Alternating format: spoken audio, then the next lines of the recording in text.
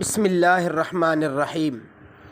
میرے محترم سامعین، آج جو میرے شرعی مسئلہ کا عنوان ہے وہ ہے نام بدل بدل کر قربانی کرنا۔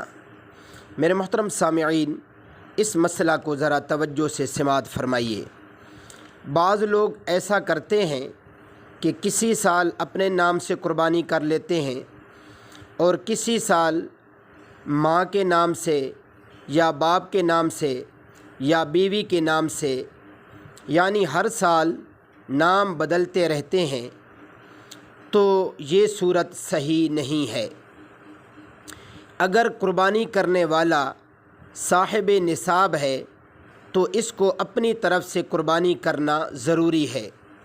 اگر اپنے نام سے قربانی نہیں کی، کسی دوسرے کے نام سے کر لی تو اس کے ذمہ قربانی کا وجوب باقی رہے گا۔